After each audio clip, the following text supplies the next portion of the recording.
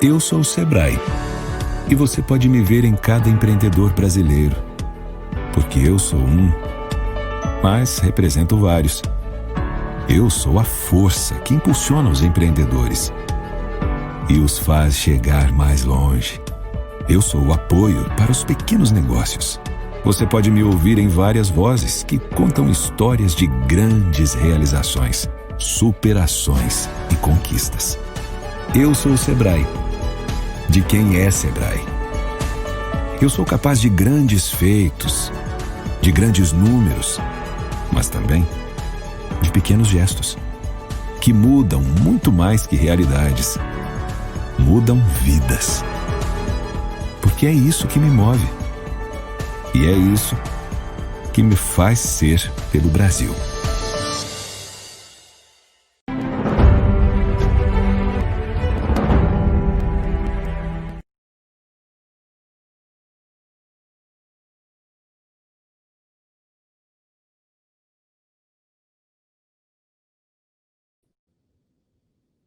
Amigos do Conecta Sebrae AgroLab Amazônia, sejam todos bem-vindos a uma palestra, um bate-papo especial hoje sobre piscicultura. Desde já agradecer a presença de vocês aqui neste bate-papo, e principalmente você que já está aproveitando a feira, você que já está se conectando ao mundo do agronegócio digital. Muita coisa mudou e nós estamos mudando também. Então, seja bem-vindo à maior experiência, conectada do agronegócio da Amazônia. Muito bem-vindo você, muito bem-vindo de qualquer lugar do Brasil, de qualquer lugar do mundo. É um prazer estar aqui com vocês. Meu nome é Denis Farias, eu sou analista técnico de negócios do Sebrae, e hoje nós vamos falar aqui de piscicultura, tendências da piscicultura. O nome do nosso bate-papo de hoje, o nome da nossa palestra de hoje é Perspectiva e Tendências da Cadeia Produtiva da Piscicultura no Pós-Pandemia. O nosso convidado é o Felipe Matias. Felipe Matias é um dos grandes especialistas da piscicultura no Brasil, que vai nos dar a honra desse bate-papo, de falar o que vem por aí e principalmente de alguns insights de como vai ser a piscicultura nesse novo modelo e principalmente nessa nova economia que vem por aí. Então, grande abraço, excelente conteúdo para você e a gente se vê numa outra oportunidade. Felipe Matias, com você. Eu gostaria primeiramente de agradecer o convite, diretamente ao Sebrae de Rondônia, e aí eu estendo a todos os Sebrae. Eu tenho muitos amigos no Sebrae, o Sebrae Nacional, vejo o Sebrae como um grande parceiro da aquicultura no Brasil já há muitos anos, e para mim é uma honra muito grande estar aqui neste programa do Sebrae de Rondônia, no estado de Rondônia, um dos estados cujo desenvolvimento da piscicultura foi bastante acentuado nos últimos 10 anos. Então, eu fico muito feliz de ter essa oportunidade de explanar um pouco as potencialidades e o que deve vir por aí no pós-pandemia para o setor da piscicultura. Eu vou iniciar a minha apresentação. Nós combinamos um título chamado Perspectivas e Tendências da Cadeia Produtiva da Piscicultura no Pós-Pandemia. Eu sou Felipe Matias. Atualmente, eu ocupo um cargo de cientista-chefe da aquicultura. O cientista-chefe é um programa do governo do estado do Ceará que traz especialistas do mercado para ajudar a gestão pública aqui do estado do Ceará. Esse programa ele tem na área de segurança, ele tem na área de recursos hídricos, tem na área de pesca e aquicultura, e eu estou como cientista-chefe da aquicultura aqui no estado que eu sou originário. Eu sou engenheiro de pesca, tenho mestrado e doutorado na área de aquicultura, fui secretário nacional de aquicultura quando o Brasil tinha o Ministério da Pesca, depois eu fui secretário da Rede de Aquicultura das Américas, da FAO, e tenho 26 anos já de experiência na aquicultura. Então, eu tive a oportunidade de estar em todos os estados da federação e em mais de 30 países, sempre trabalhando na área da aquicultura. Então, eu espero contribuir com vocês dentro deste programa e dentro deste belo evento que a gente está tendo aqui em Rondônia. Nós vamos dividir essa apresentação em 3 partes. A primeira parte, eu vou falar sobre a produção de pescado no Brasil e no mundo, qual a situação atual, o que é que nós temos com os dados mais modernos. A FAO acaba de publicar esses últimos dados em junho de 2020, e eu vou explanar um pouco para que vocês tenham uma ideia do que está acontecendo no momento. Né? A segunda parte, nós vamos discutir as perspectivas e tendências para a cadeia produtiva do pescado. E aí eu não vou falar somente da piscicultura, somente da engorda do peixe ou da produção de alevinos. Nós vamos falar sobre as perspectivas e tendências de toda a cadeia produtiva do pescado. Tá? E nós vamos terminar com uma terceira parte. E aí, já sendo bastante direto, esse evento, quando o Denis me convidou, eu senti um sentimento especial por ser inovador, e aí eu procurei montar uma apresentação que fosse direcionada para você, produtor, aos profissionais da piscicultura, para que vocês tenham uma visão moderna do que é necessário para ter sucesso na aquicultura, na piscicultura. Então, a terceira parte, nós vamos tratar diretamente dessas recomendações, dessas sugestões que esses 26 anos de experiência fizeram com que eu pudesse construir isso e tentar repassar para vocês de forma objetiva. Pois bem, na primeira parte, a produção de pescado no Brasil e no mundo, a situação atual. Como eu falei para vocês, a FAO, que é o organismo da ONU, que recolhe os dados estatísticos de produção de pesca e aquicultura no mundo, acabou de publicar o último número da publicação chamada SOFIA 2020, né, que é exatamente a estatística de pesca, a situação atual de pesca e aquicultura no mundo. Segundo esses dados, a produção mundial de pescado em 2018, apesar da publicação ser de 2020, sempre é com 2 anos de defasagem. Então, a publicação agora de 2020 se reporta a dados de 2018. Então, segundo o SOFIA 2020, o mundo produziu 178 milhões de toneladas de pescado. Destes 178 milhões, 96 milhões foi da pesca e 82 milhões da aquicultura. Então, nós ainda temos uma produção de pescado maior a partir da pesca do que da aquicultura. Acontece, porém, que uma parte desses 178 milhões de toneladas de pescado não é utilizada para consumo humano, cerca de 20 milhões de toneladas. Então, segundo o SOFIA 2020, nós temos no mundo 156 milhões de toneladas de pescado para consumo humano. Então, de 178 milhões de toneladas, 156 milhões de toneladas são destinadas a consumo humano. E o restante, os 22 milhões, são utilizadas para farinha, para óleo de peixe e para outros usos. Então, o que se consome de pescado, 156 milhões de toneladas. E aí, muitos não sabem que a maior parte disto já é da aquicultura. Então, 52% da produção mundial de pescado para consumo humano já tem origem na aquicultura. Resumidamente, o que isso significa?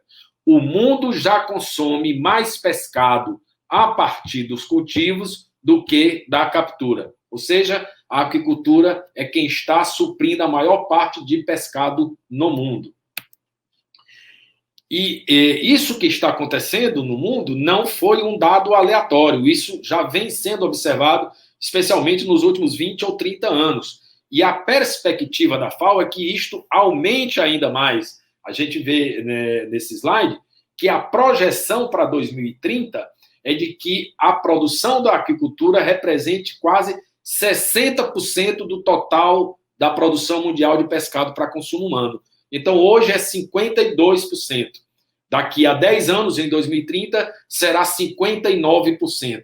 Ou seja, cada vez mais, a aquicultura será responsável por suprir o mundo de pescado. Então, isso é uma tendência. Quem trabalha com a produção de pescado tem que estar antenado com isso, porque nos direciona para que este negócio tenha um futuro bastante promissor, tenha um presente e um futuro bastante promissor. Isso é muito óbvio se a gente comparar com outras cadeias. A cadeia bovina, por exemplo, a cadeia de suínos ou de aves, né, de frangos. A gente não caça mais boi, a gente não caça mais porco, a gente não caça mais frango, a gente cria frango, a gente cria boi, a gente cria o suíno. Então, o peixe cada vez mais vem sendo criado. Obviamente que durante muito tempo, a pesca, por sua importância socioeconômica, continuará, não irá entrar em extinção. Mas cada vez mais o suprimento da oferta de pescado no mundo será via cultivo e não via captura. Como está distribuída a produção mundial de aquicultura? 90% dessa produção de aquicultura no mundo ainda é no continente asiático. E aí depois vem os outros continentes. Em segundo lugar, a América, com praticamente 4,5%. Depois a Europa, com pouco menos de 4%. A África, com menos de 3%. E a Oceania, com uma produção muito inexpressiva ainda. Então, a grande maior parte da produção de pescado via aquicultura ainda é no continente asiático. Se a gente parar para observar os números de perto, a gente vai ver que somente a China responde por quase 70% da produção de pescado cultivado no mundo. Outro dado bastante importante e interessante: quais são os principais organismos aquícolas cultivados? Eu citei anteriormente que a aquicultura responde por 82 milhões de toneladas, mas isso são só os animais cultivados.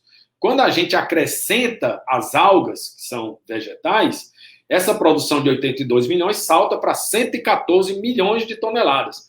Então, de tudo que se é cultivado entre animais e vegetais, nós temos que os peixes são os principais organismos cultivados no mundo, com mais de 54 milhões de toneladas.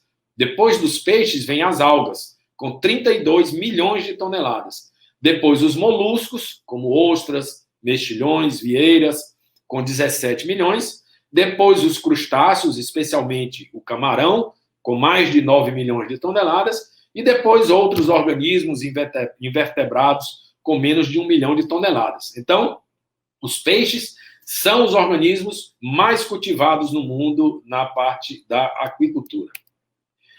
Quando a gente compara essa produção em toneladas com a produção pela riqueza gerada, nós vimos que a aquicultura representa mais de 260 bilhões de dólares. Então, para que você, produtor, para que você, potencial investidor, se está em dúvida se deve ou não entrar na atividade, imagine que este é um negócio de mais de 260 bilhões de dólares. Então, é possível, sim, você abocanhar um pouco dessa riqueza gerada pela aquicultura. Somente a piscicultura gerou cerca de 140 bilhões de dólares no mundo. As algas, 13 bilhões de dólares, os moluscos, 34 bilhões de dólares, os crustáceos, 70 bilhões de dólares, também uma alta representatividade. O valor médio do crustáceo, do camarão, é bem mais alto do que outros organismos, mas para vocês terem ideia do nível de riqueza, da complexidade econômica que a aquicultura gera no mundo e como isso tem uma boa perspectiva nos próximos anos. A produção mundial de piscicultura, ela é dividida em peixes de água doce e peixes marinhos. Então, 87% da produção de piscicultura é de peixe de água doce e 13% é de peixe marinho. Ou seja, se os organismos mais cultivados no mundo são os peixes, dentre os peixes, os organismos mais cultivados são os peixes de água doce. Então, a região amazônica, o estado de Rondônia e grande parte do Brasil está dentro desse grande mercado da piscicultura de água doce, porque o peixe de água doce é o organismo mais cultivado no mundo. Quando a gente vê a parte econômica disso daí, nós vemos que a piscicultura de água doce no mundo gerou mais de 100 bilhões de dólares em 2018, enquanto os peixes marinhos geraram cerca de 35 bilhões de dólares. Então, essa é a dimensão econômica e a representatividade da aquicultura e da piscicultura em nível mundial. Quando a gente traz isso para a realidade brasileira, nós temos que, no início, eu queria dizer que o órgão responsável, em nível mundial, o órgão responsável pela estatística é a FAO. Aqui no Brasil, o órgão responsável pela estatística de aquicultura é o IBGE, Instituto Brasileiro de Geografia e Estatística. Os últimos dados do IBGE são de 2019, com dados referentes ao ano de 2018. Então, segundo o IBGE, em 2019, o Brasil produziu cerca de 570 mil toneladas na aquicultura. Dessas 570 mil toneladas, 519 mil foram de peixe, 46 mil toneladas foram de camarão e 14 mil toneladas foram de ostras, vieiras e mexilhão. Então, também aqui no Brasil, o principal organismo cultivado é o peixe de água doce. E como está distribuída a questão da piscicultura de água doce no nosso país? O estado do Paraná é o maior produtor de peixe cultivado do país. O Paraná teve um desenvolvimento muito grande, especialmente nos últimos 5 anos, e o principal peixe que ele cultiva lá no estado é a tilápia. Depois do Paraná, nós temos São Paulo, também com a produção de tilápias, e Rondônia está situada em 3º lugar e como 1º lugar na produção de tambaquis. Então, esses são os 3 principais estados produtores da piscicultura de água doce no Brasil. É importante ressaltar que há 10 ou 15 anos atrás, a produção de Rondônia era muito incipiente. E, exatamente nesses 10 ou 15 anos, o estado passou por um processo de desenvolvimento da piscicultura muito grande e hoje está aí, sempre disputando, aí já foi líder, mas está aí entre o 2º e 5º estado, sempre variando de ano para ano, e tem uma grande importância dentro do nosso país, a piscicultura no estado de Rondônia. Apesar disso, segundo os dados do IBGE, o ano de 2018 apresentou uma redução de quase 15% quando comparado em 2019. Então, a produção de tambaqui no estado de Rondônia caiu quase 15% em relação ao ano de 2017. Mesmo assim, Rondônia ainda é o estado com a maior produção de tambaquis do país, com cerca de 40 mil toneladas, também a maior produção de pirarucu do país, com cerca de 10 mil toneladas, e de outros peixes, como a jatuarana, a piabanha e a piracanjuba, com mais de 3 mil toneladas desses peixes. Então, Rondônia tem uma expressiva importância dentro da piscicultura no nosso país. E ainda esmiuçando um pouco mais, ainda também segundo o IBGE, os municípios com a maior produção de tambaqui de Rondônia, que também são os municípios com a maior produção de tambaqui do país. Em primeiro lugar, nós temos Ariquemes, com quase 10 mil toneladas de tambaqui, Cujubim, com um pouco mais de 4 mil toneladas, Rio Crespo, com um pouco mais de 2 mil toneladas, e Monte Negro também ao redor de 2 mil toneladas, e Cacaulândia, com um pouco menos de 2 mil toneladas. Então, esses 5 municípios são os maiores produtores de tambaqui de Rondônia e também os maiores produtores de tambaqui do país. Então, novamente, reforçando a importância do estado de Rondônia dentro da produção de piscicultura de água doce no nosso país. E aí, muitas pessoas leigas ou que gostariam de trabalhar com a produção de pescado, né, podem se perguntar, mas por que produzir pescado? Por que comer pescado? E aí a gente traz alguns dados interessantes também, inclusive porque muitos produtores desconhecem essas informações. Então, por que comer pescado? A FAO estima que ainda hoje existam cerca de 800 milhões de pessoas que passam fome no mundo e cerca de quase 2 bilhões de pessoas que sofrem de sobrepeso ou de obesidade. Então, são dois lados opostos. Uma grande parte da população tem fome e uma grande parte da população ou tem sobrepeso ou tem obesidade. E o pescado serve exatamente para atenuar as duas coisas. Ele serve para dar alimento a quem tem fome e ele serve como um alimento altamente nutritivo para diminuir as taxas de obesidade e de sobrepeso no mundo. Então, o pescado oferece essas grandes vantagens para esses 2 nichos de mercado. Por que produzir pescado? O ano de 2010 representou um dado muito interessante. A partir deste ano, 2010, já há 10 anos passados, a produção de peixe cultivado ultrapassou a produção da bovinocultura. Então, no mundo, já se produz mais peixe cultivado do que boi. Então, para aqueles que têm dúvida né, se devem iniciar sua produção na parte de bovinocultura ou na parte da piscicultura, pensem, meditem, se informem sobre os dados, sobre os retornos econômicos de cada uma dessas atividades. E aí a gente pode ter algumas surpresas. É importante diversificar os negócios, obviamente, mas é importante buscar negócios que realmente tragam um retorno maior, não só econômico, mas também social e ambientalmente, como a gente vai ver no decorrer da apresentação. E por que produzir pescado? Um outro dado. O pescado é responsável por mais da metade do comércio mundial de carnes. Ou seja, se nós temos as carnes de pescado, de boi, de suínos e de frango, o pescado sozinho representa 50,3%. Todas as outras carnes juntas, o bovino, o suíno e o frango, não chegam ao que o pescado representa em termos mundiais no comércio de pescado.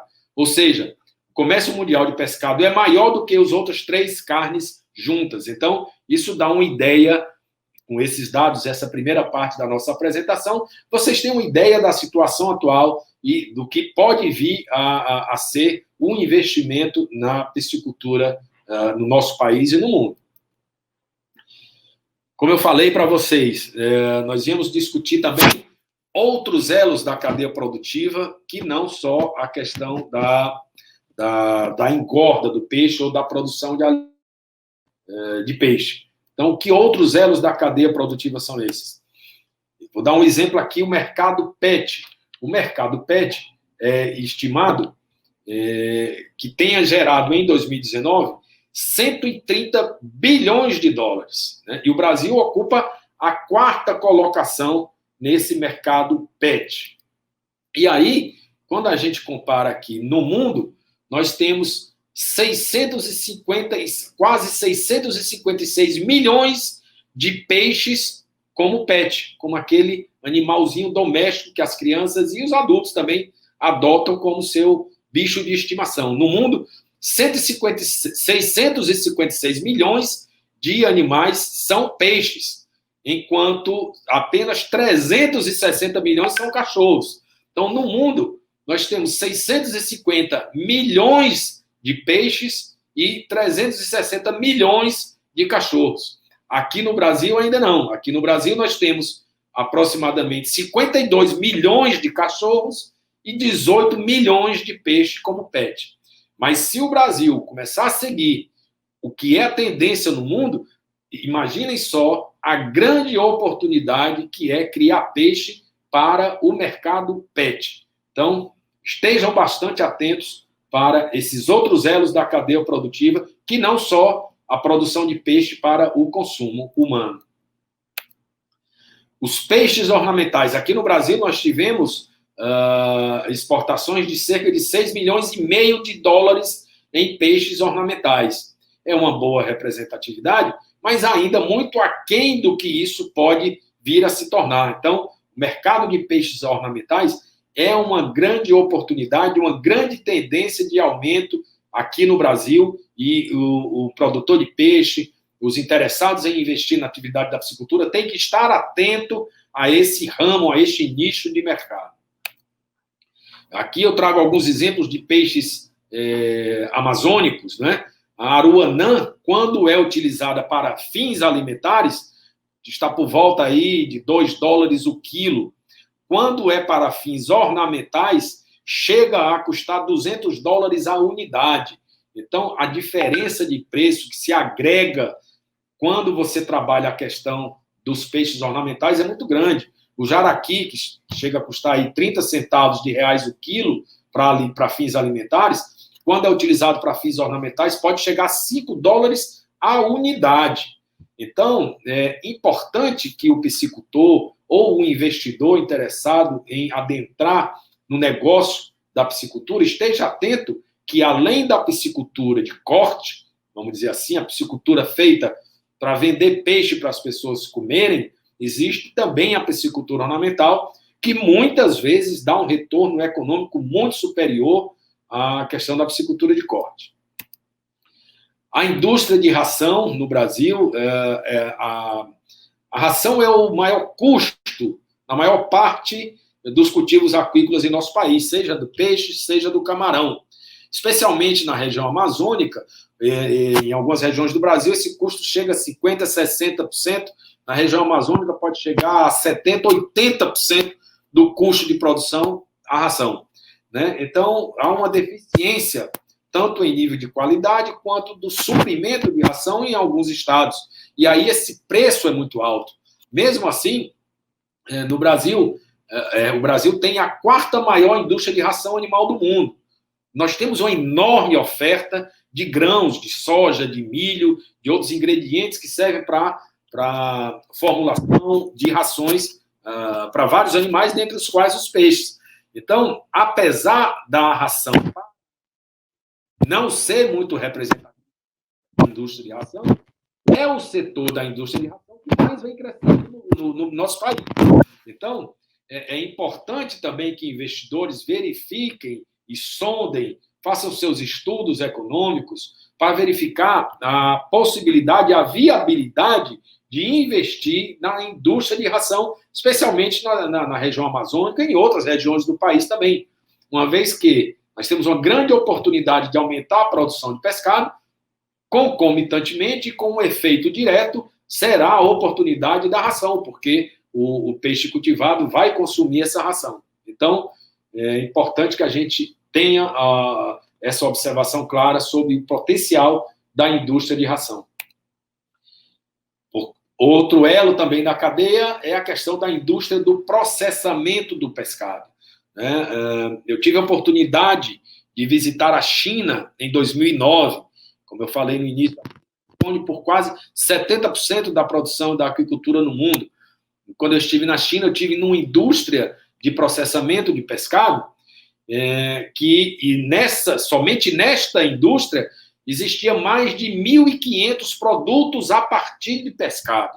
Eu tenho a impressão que em todo o Brasil nós não temos 1.500 produtos a partir de pescado.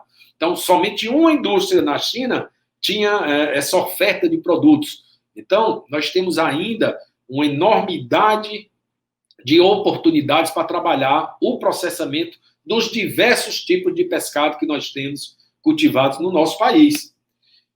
Basicamente, nós vamos ter que buscar novos produtos nos quais a dona de casa, a pessoa que mora só, ela quer hoje a praticidade, a facilidade, sem abrir mão da qualidade e do preço. Então, o desafio da indústria de processamento é exatamente esse, conseguir uma diversidade de produto com uma alta qualidade, com regularidade e com bom preço. E aí nós vamos poder competir mais diretamente, por exemplo, com a indústria do frango, que consegue dar essa diversidade, consegue dar essa qualidade, consegue ter preço competitivo. Então, um grande desafio que nós temos na indústria de processamento do pescado é esse. Então, nós temos, por um lado, o aumento na demanda por pescado. O mundo cada vez mais vem consumindo mais pescado. E, por outro lado, nós temos cada vez mais que quem está suprindo o mundo de pescado é a aquicultura. Então, este é o cenário que você, produtor, que você interessado em investir na aquicultura, na piscicultura, você tem. Então, é a primeira parte da nossa apresentação que a gente queria mostrar para vocês sobre este cenário. Porém, o desafio é que tipo de aquicultura nós vamos ter para conseguir proporcionar essa oferta de pescado que atenda essa demanda. Ora, se o mundo está consumindo cada vez mais pescado e chega uma hora que a gente não consegue atender esta oferta, nós temos que modificar algumas coisas, pensar novas tecnologias, inserir novos negócios para que a gente consiga atender essa demanda. E aí entra a segunda parte da nossa palestra aqui dentro do evento. A primeira parte nós falamos sobre a situação mundial e as tendências. Na segunda parte, nós vamos falar, na primeira parte, a situação mundial e do Brasil, e na segunda parte, agora nós vamos para as perspectivas e tendências para a cadeia produtiva da aquicultura.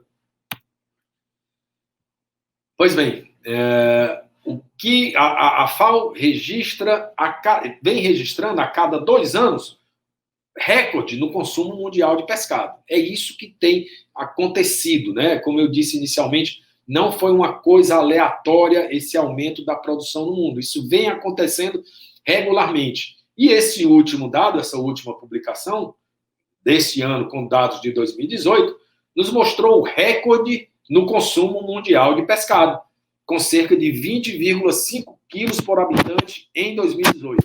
Então, o mundo consumiu quase 21 quilos de pescado em 2018. Então, o que é que está acontecendo que as pessoas estão consumindo mais pescado?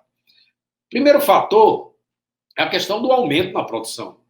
A produção vem aumentando e, consequentemente, o consumo vem aumentando. Então, nós já citamos isso anteriormente. O aumento da oferta de pescado está sendo pela aquicultura. A aquicultura vem se desenvolvendo, vem conseguindo aumentar a oferta de pescado e, consequentemente, as pessoas vêm consumindo mais peixe. Então, é um primeiro fator a explicar esse recorde no consumo de pescado.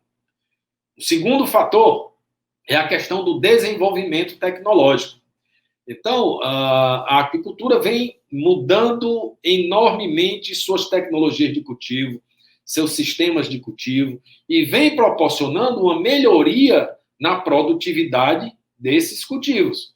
E como vem aumentando a produtividade, consequentemente, você aumenta a produção, você diminui custos, você consegue ofertar um produto com preço mais acessível e, por consequência, aumenta o consumo de pescado. Então, esse é o segundo fator que proporcionou o recorde no consumo mundial de pescado em 2018. Um terceiro fator é a questão do aumento da renda. Nos últimos 10 ou 20 anos, de forma geral, especialmente nos países em desenvolvimento, ocorreu um grande aumento da renda da população. Quando acontece o aumento da renda da população, essa população passa a consumir mais bens e serviços. E dentre os bens, os alimentos. E dentre os alimentos mais nutritivos, mais saudáveis, e aí o aumento no consumo de pescado. Então, o aumento na renda é um terceiro fator que contribuiu para o recorde do consumo mundial de pescado. Um quarto fator também importante, no setor de pescado, ainda há muitas perdas, especialmente perdas oriundas do setor pesqueiro, do setor de captura, né? Pela falta de conservação, pelas estruturas e sistemas de captura, etc. Então, houve, nos últimos anos, uma boa redução das perdas e desperdícios. Ainda é muito grande perda e desperdício, só que houve uma redução nessa perda e desperdício. Como houve uma redução de perda e desperdício, há um aumento da oferta, e aí é o quarto fator que proporcionou o recorde no consumo de pescado, porque aumentou a oferta. Por fim, um quinto fator que explica esse recorde no consumo mundial de pescado é a questão do aumento da percepção dos benefícios do pescado para a saúde humana. Então, os seres humanos vêm procurando uma alimentação mais saudável e vê no pescado um alimento mais nutritivo e mais saudável. Essa percepção vem aumentando. Então, é por isso que as pessoas vêm procurando consumir mais pescado. Então, esses são 5 fatores que explicam o porquê deste recorde no consumo mundial de pescado que ocorreu em 2018. E a expectativa é de que este consumo continue a crescer nos próximos anos, o que é uma boa perspectiva e tendência para quem trabalha nesse ramo. Acontece que, agregado a isto que vem acontecendo, nós estamos passando por uma revolução chamada de revolução informacional, na qual, nessa revolução, nós estamos nos deparando com inúmeras inovações tecnológicas. Algumas pessoas pensam que uma inovação tecnológica é só uma máquina, ou só um novo sistema de cultivo, já quando aplicada à questão da apicultura. Mas não. A OCDE, em 2005, identificou 4 tipos de inovação, que são as inovações de produto, de processo, de marketing e organizacional. Então, nós vamos dar alguns exemplos de inovações de produto, exemplo de inovação de processo, exemplo de inovações de marketing e exemplo de inovação organizacional. E é preciso que um produtor ou que um investidor na piscicultura esteja atento a essas inovações tecnológicas. Para que servem essas inovações tecnológicas? Ora, uma inovação tecnológica só tem sentido se gerar vantagem competitiva. Então, as pessoas não fazem inovação tecnológica simplesmente porque querem fazer. Elas querem porque querem ter uma vantagem competitiva.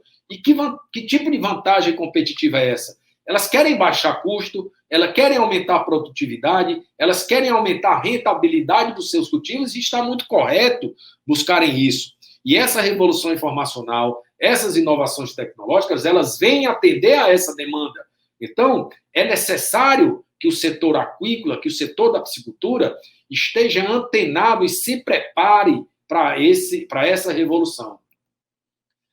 Essa revolução é dita, e essas inovações, elas têm três pilares, são três pilares que constituem as inovações tecnológicas. O Big Data, a internet das coisas e a inteligência artificial. Aqui não cabe a gente se ater a cada um desses detalhes, mas só a gente fala por cima a questão do Big Data e a enorme disponibilidade de dados e informações que nós temos no mundo.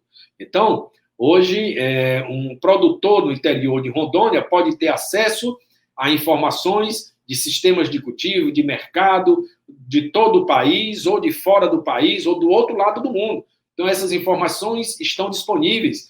O desafio é como você vai usar esses dados e essas informações para gerar vantagem competitiva para o produtor. Então, o produtor tem que estar antenado com isso daí. A internet das coisas são aqueles objetos que estão conectados à internet que nos abrem também uma enormidade de possibilidades. Então, muito em breve, nós vamos ter aí os sensores, por exemplo, de monitoramento de qualidade de água, baseados talvez em aparelhos celulares ou em outros objetos que vão nos dar informações que vão proporcionar com que o piscicultor consiga baixar seus custos de produção ou aumentar a sua produtividade. E a inteligência artificial, eu vou dar exemplo mais à frente aqui. Então, só colocando que são dos três pilares nos quais se baseiam as inovações tecnológicas. E essas inovações tecnológicas vêm proporcionando a revolução informacional, que é chamada a quarta revolução industrial ou a indústria 4.0. Ora, nós estamos aqui num evento totalmente inovador, um evento que a gente está fazendo de forma online, que a gente está fazendo com coparticipação e que vocês estão tendo acesso de uma forma totalmente inovadora. Então, isso é um exemplo típico das inovações e como elas chegam até nós, não é? Então, essa indústria 4.0 vai se transformar em fábricas e em fazendas inteligentes. Nós vamos ter automações nos mais diversos níveis, né? Os processos industriais têm que ser mais eficientes, têm que ser customizáveis, têm que atender o consumidor, o seu cliente, de forma mais efetiva. Então, é preciso que o produtor, que o piscicultor, que o investidor, ele tenha contato com essas inovações, com essas modernizações, para ter um diferencial competitivo, uma vantagem competitiva no seu cultivo. E para isso é preciso se capacitar. Nós também vamos ver isso mais à frente, na apresentação. Vocês poderiam me perguntar quais seriam os impactos dessas mudanças. Ora, esses impactos, eles não estão claros. É óbvio que eles não estão claros. Quem diria, há um ano atrás, que a gente iria passar pela pandemia que nós estamos passando no Brasil e no mundo? É uma questão mundial, isso está acontecendo em nível mundial. Ninguém esperava por isso. Então, a gente tem que se preparar para novas surpresas, não só no âmbito de saúde, mas na parte da educação e na parte dos negócios. Novos modelos de negócios surgirão e é necessário, novamente, que o piscicultor esteja antenado. Então, hoje, um sistema de cultivo que é eficiente, amanhã ele pode deixar de ser. Então, nós vamos fazer uma discussão disso na terceira parte da nossa apresentação. Mas, enfim, os impactos dessa mudança não estão previstos, mas é certo que a gente está tendo já uma grande revolução na aquicultura, é o que eu tenho chamado de a nova aquicultura. E aí, essa nova aquicultura, ela vem acompanhada da geração de novos negócios, né? Que tipo de novos negócios são esses? Então, nós temos, por exemplo, a questão da realidade virtual. Eu tive a oportunidade, na minha carreira, de visitar mais de 30 países, e quando eu ia ministrar uma palestra, eu dizia para as pessoas, eu gostaria muito que vocês pudessem ver o que eu vi, de estar no cérebro de vocês, o que está no meu cérebro, na minha memória. Hoje isso é possível, com esses óculos de realidade virtual, você consegue, por exemplo, estar dentro de um tanque-rede na Noruega, ou estar dentro de um sistema de cultivo na China, vendo da sua fazenda, do seu escritório, da universidade, de onde você quiser, ter acesso a tecnologias mundo afora. Então, esses novos negócios estão aí. E aí não é só para aprender. Existe uma geração digital que pode desenvolver esses novos negócios como esses sistemas de realidade virtual. Eu cito um segundo exemplo aqui, esse peixe-robô. O peixe-robô está sendo desenvolvido em vários institutos de pesquisa, mundo afora, e aí podem me perguntar, mas para que o peixe-robô? Ora, o peixe-robô ele pode servir muito bem para fazer o monitoramento da qualidade de água. Pode ter sensores nele que vão passar para o produtor como está a qualidade de água. E aí você vai ver se você vai colocar ou não a ração. Muitas vezes você vai colocar a ração e a água não está boa, o peixe não vai consumir, você está jogando dinheiro fora e prejudicando a água do viveiro, a sua produtividade, aumentando os seus custos, perdendo sua lucratividade. Então, esses robôs, esses sensores, eles já estão aí. Então, tanto a utilização desses robôs, quanto o desenvolvimento desses robôs na academia, nas universidades, ou por essa nova geração de jovens que tem aí, que tem habilidade de computador, habilidade digital, e podem desenvolver em cada um dos estados do Brasil essas novas tecnologias. Na parte de baixo, abaixo do peixe-robô, nós temos um sistema de aquaponia desenvolvido a partir de impressão 3D. Então, as impressoras em 3 dimensões, elas podem passar a imprimir tanques, ou aeradores, ou sistemas de cultivo completo, barateando o custo de implantação, o custo de equipamentos. E aí, novamente, eu gostaria, e eu tenho feito o desafio de ministrar essa palestra em vários estados e até fora do país, no intuito de abrir a cabeça das pessoas de que não só você vai adquirir esses novos negócios, você pode desenvolver esses novos negócios. Há uma série de discussões no setor de alunos de engenharia de pesca, de engenharia de aquicultura, de técnicos em aquicultura, de profissionais que não estão encontrando emprego, que estão em dificuldade de emprego, com remuneração baixa, e que podem desenvolver seus próprios negócios a partir da identificação de um problema. Então, identifica-se um problema e essa nova geração consegue atender a solução desse problema com as novas tecnologias. Então, gostaria de deixar registrado isso. É um potencial para você, piscicultor, a utilização dessas tecnologias, mas também de desenvolver essas novas tecnologias. Trago aqui ainda, e hoje eu sou um garimpeiro dessas novas tecnologias, eu procuro garimpar e pesquisar o que está acontecendo no mundo de novas tecnologias e aplicar para o mundo da aquicultura. E identifiquei alguns outros aqui que eu trago para vocês. Por exemplo, do lado esquerdo, um robô para limpeza dos tanques-redes. Ora, a limpeza de tanques-redes é um custo alto, um trabalho enorme, quando feito por profissionais humanos. Então, já existem robôs submarinos, os ROVs, que fazem a limpeza desse tanque-rede e que daqui para frente pode muito bem ter toda a questão de robôs submarinos para a questão dos viveiros, como a maior parte de Rondônia trabalha, que é a produção de tambaquis em viveiros escavados. Então, esses robôs submarinos estão aí. Os drones, e aí, recordando um pouco o passado, o levantamento topográfico, o geoprocessamento de dados, durante tantos anos, feito de forma muito artesanal, arcaica, hoje, rapidamente, você pode fazer com drones, diminuindo o custo, diminuindo o tempo, né? E aí, novamente, eu digo, tanto a utilização de drones, quanto, por que não, um grupo dentro da Universidade de Rondônia ou de outro estado desenvolver os drones que podem ajudar aos piscicultores, aos agricultores de forma geral. Então, é uma nova tecnologia que está aí bastante disponível. Eu trago aqui um exemplo de uma nova tecnologia que não é de setor produtivo, mas de comunicação. Há um grupo de alunos da Universidade Federal do Recôncavo Baiano que criou a Engepesca Rádio Web. É uma forma de comunicação nova, criada por esses alunos, que também é um novo negócio. Quem sabe se isso não pode vir a ser o negócio deles na aquicultura. Eles não estariam trabalhando diretamente com os cultivos, com a reprodução, enfim, como eu já falei anteriormente, mas estão trabalhando no setor de outra forma, com novos negócios. É esse o interesse que a gente tem de trazer aqui. Cito aqui também, quando as pessoas falam, a gente fala sobre a questão de inovações tecnológicas, alguns criticam dizendo, puxa, mas esse cara fala essas coisas, isso aí é do outro mundo, isso é na China, isso é na Noruega, isso não é para cá, nós não temos ainda disso. Ora, nós tivemos na Universidade Federal do Ceará o desenvolvimento de uma nova tecnologia que hoje é notícia não só no Brasil, mas no mundo todo, que foi o desenvolvimento do uso da pele de tilápia no tratamento de queimados.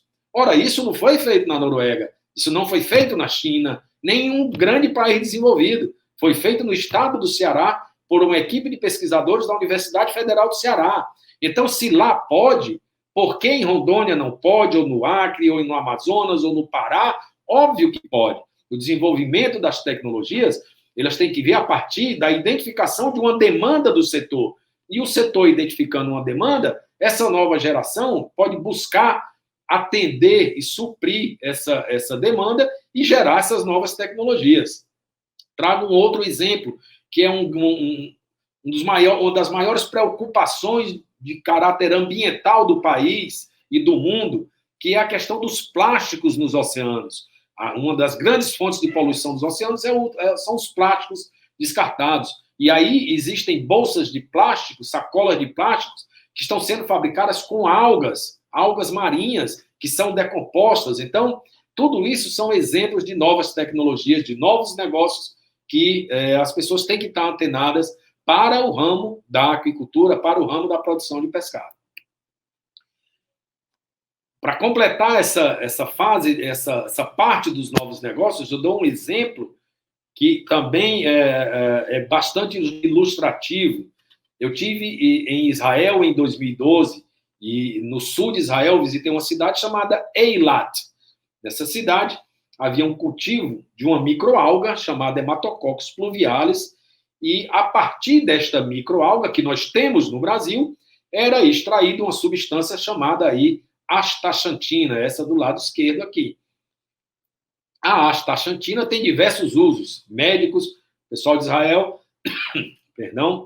o pessoal de Israel estava utilizando a astaxantina para vender para a China, e a China desenvolvendo produtos a partir da astaxantina para a cura, para o tratamento de mal de Parkinson e de Alzheimer. Mas a astaxantina também tem outros usos.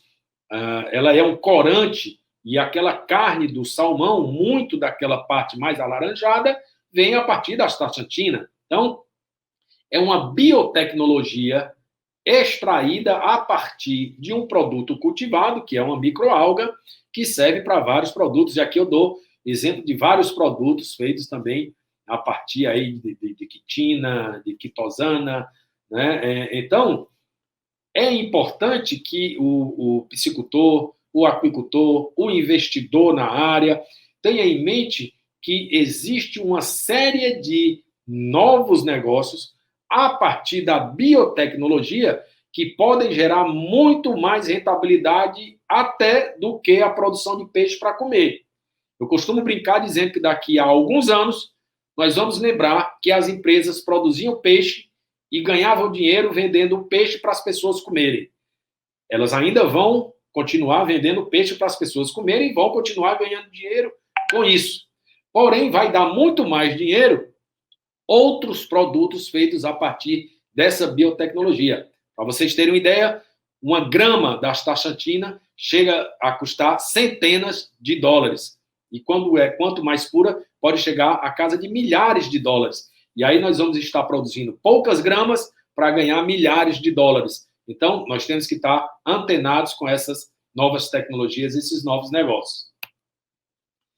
Pois bem, então nós temos agora a terceira e última parte da nossa apresentação. Eu vou procurar ser bastante objetivo para que a gente consiga concluir de forma satisfatória e com um bom retorno para vocês. Depois de 26 anos de experiência, e como eu disse, de ter estado em todos os estados e em vários países, algumas coisas a gente consolidou. E a gente consegue ver que quando alguns produtores eles fazem esse tipo de ação, eles conseguem ter mais sucesso do que outros. Obviamente, existem piscicultores que têm mais sucesso, piscicultores que não têm tanto sucesso, piscicultores que ganham muito dinheiro, piscicultores que saem da atividade, mas aí a gente tem 10 recomendações a fazer aqui. A primeira é definir qual é o seu negócio, né? Alguns piscicultores, sem saber, confundem, né? Querem produzir os alevinos, querem fazer engorda, querem fazer processamento, querem fazer ração, querem ser comerciantes, enfim, querem tudo e não dão conta disso. Então, procure saber o que você gosta de fazer, o que você sabe fazer bem, o que você não gosta de fazer, quais são as suas limitações. Quando você sabe isso daí, vai ficar mais fácil você focar no seu negócio. E quando a gente foca no negócio, fica mais fácil ou menos difícil a gente conseguir ganhar dinheiro. Então, a primeira dica que eu dou para um piscicultor é defina qual é o seu negócio. A segunda dica é a capacitação técnica. Se 10 ou 15 anos atrás a prioridade do país deveria ser os processos de cessão em águas da União, ou seja, utilizar os reservatórios da União para produção em tanque-rede, na minha opinião, isso ainda é importante, mas não é mais a prioridade. A prioridade que nós temos na nossa agricultura, na minha concepção, é modernizar os cultivos. E aí eu dou um exemplo de uma tecnologia utilizada aqui em Rondônia, de cultivos trifásicos, que chegam a ter produtividades de 18 toneladas de tambaqui por hectare.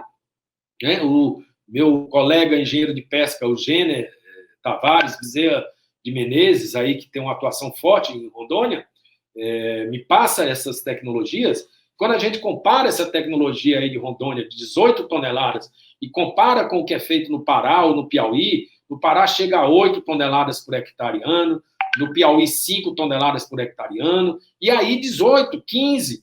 Então, os piscicultores eles têm que se modernizar e buscar essas novas tecnologias que são mais produtivas. E, para isso, eles têm que ter uma capacitação técnica, né? A gente diz que é uma palavra que está muito em moda agora, os protocolos. A gente tem que ter os protocolos dessas tecnologias modernas e disseminar esse protocolo para os piscicultores. E os piscicultores devem exigir das entidades de capacitação, de assistência técnica, a padronização desses protocolos e o repasse dessa tecnologia.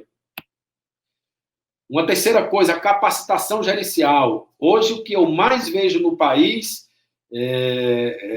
são pessoas que sabem criar peixe, não sabem ganhar dinheiro criando peixe. Né? Por quê? Porque não tem noção gerencial sobre o cultivo de peixe. Né? Não sabe quanto custa o seu quilo de peixe. E aí vendem o peixe achando que estão tendo lucro e muitas vezes estão tendo prejuízo. Então, é necessária uma capacitação gerencial forte e não é muito aprofundada. Às vezes, uma capacitação básica. Você precisa saber quais são os seus custos fixos, quais são os seus custos variáveis, qual é o ponto de nivelamento, ou seja, a partir de quando você tem que produzir, até quanto para poder ter lucro. Então, coisas desse tipo, os piscicultores têm que buscar essa capacitação. Porque com essa capacitação, vocês vão aprender a diminuir custos e aumentar as receitas.